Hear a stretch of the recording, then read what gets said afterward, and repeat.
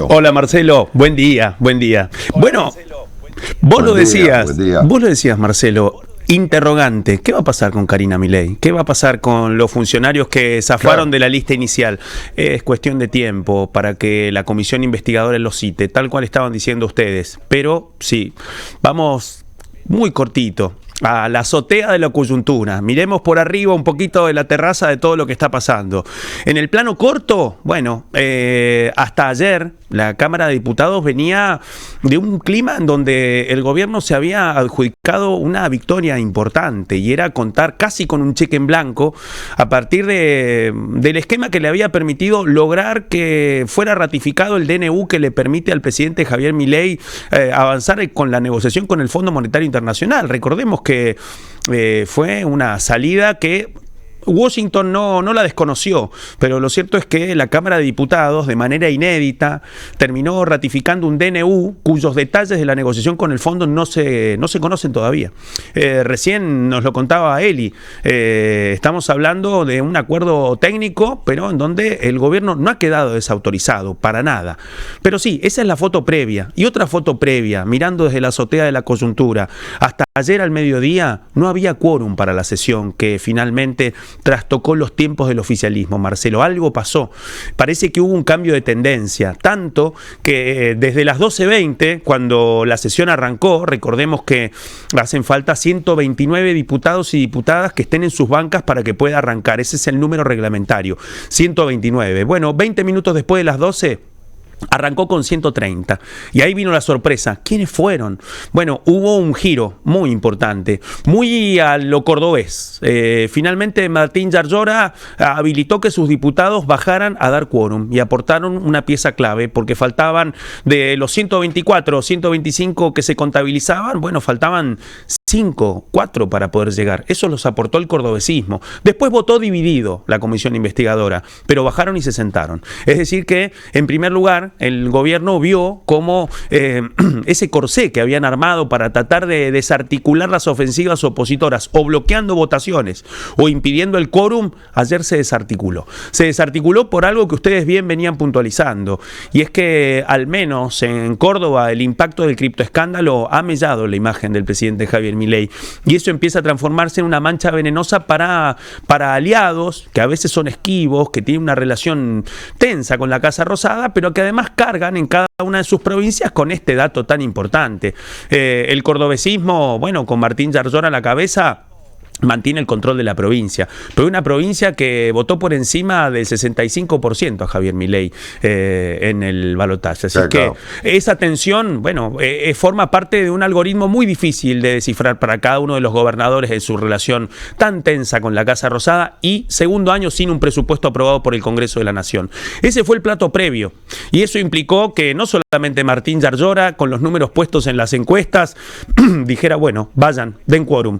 También pasó con Raúl Jalil, gobernador de Catamarca, del peronismo, y eso permitió, primera derrota que el gobierno contabilizaba de que no iba a haber quórum. No solamente lo hubo, sino que después empezaron a suceder una serie de votaciones, todas votaciones adversas para el oficialismo. Parece que se abrió un grifo y en ese contexto hay que contar de que hubo una negociación entre los que impulsaron el detalle de este poroteo para poder, el factor sorpresa, un oficialismo que vio cómo finalmente querían ver a una oposición que se deshilachara, que no tuviera quórum. Y finalmente hubo una mesita chica que se murmuraba ayer en los pasillos del Congreso. Nadie quiso anticipar los resultados, pero hay una mesa de articulación entre representantes de Unión por la Patria, que podríamos decir que está la camporista Paula Penaca, que de Encuentro Federal, el bloque que conduce Miguel Pichetto, dos espadas muy importantes, Oscar Agos Carreño, del PRO, pero que está en Encuentro Federal, Nicolás Massot también jugó muy fuerte, el bloque Democracia por Siempre, que es el sector de los radicales que se separó del bloque que conduce Rodrigo de Loredo, Pablo Juliano, Carla Carrizo, mesa de 4, mesa de 5 para articular una votación. Escuchemos lo que decía Nicolás Massot en uno de los momentos en donde ya el oficialismo se daba cuenta que se le venía encima una retahíla de derrotas. ¿Qué decía Massot?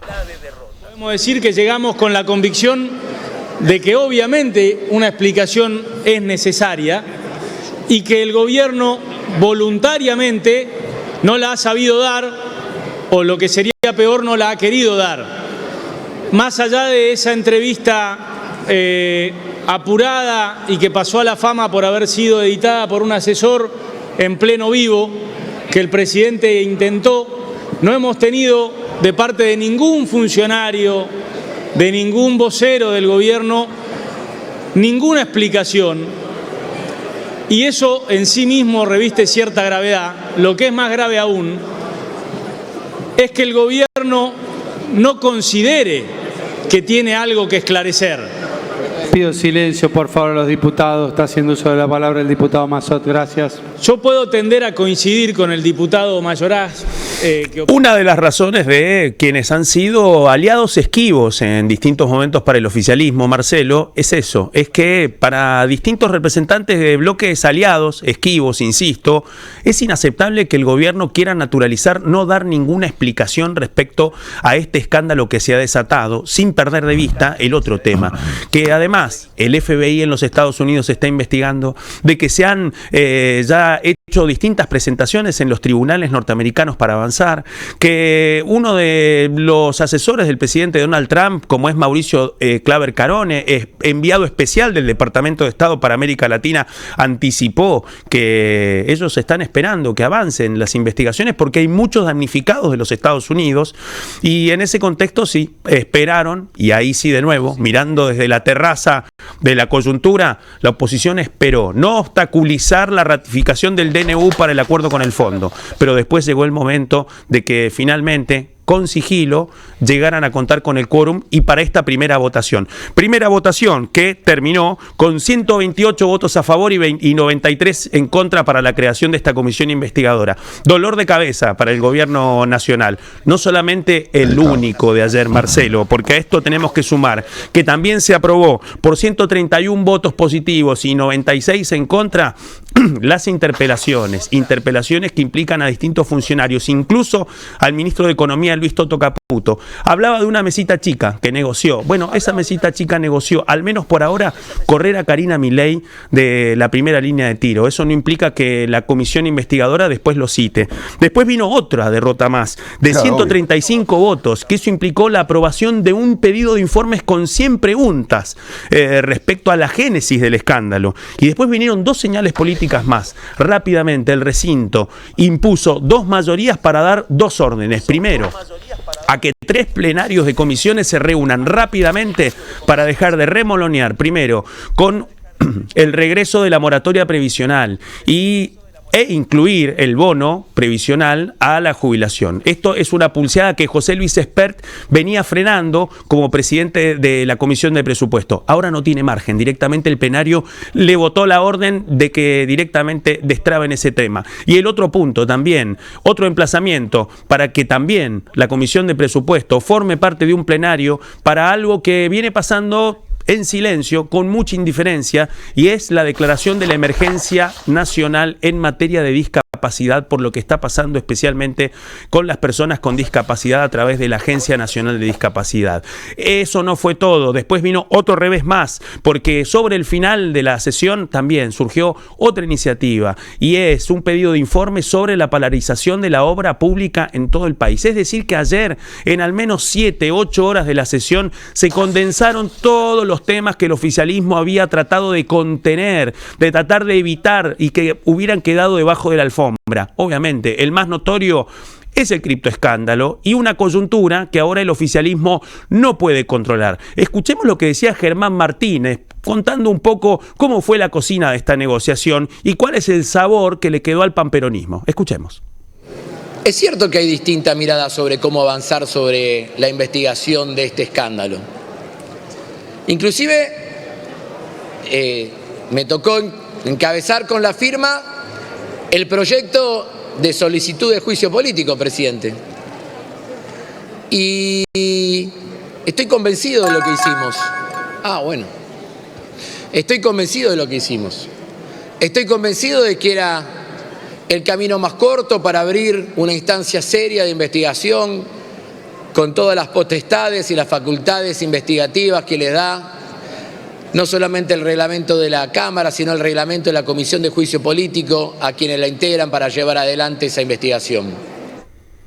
¿Por qué dice esto Marcelo Germán Martínez? Claro, porque el panperonismo corrió un poco, postergó la iniciativa de pedir el juicio político para el presidente Javier Milei. Eso fue clave también para habilitar esta negociación. Todo queda en manos de la comisión investigadora. Las citaciones que no aparecieron en el recinto posiblemente aparezcan en la comisión investigadora. Resta ahora el trabajo, la composición, la presidencia de una comisión que va a quedar en manos de Unión por la Patria, pero que va a contar con la representación de todos los que impulsaron esta ofensiva. Así que compás de espera para el gobierno nacional con una serie de temas que le han cambiado la agenda y que quizás implican un cambio de tendencia en la Cámara Baja.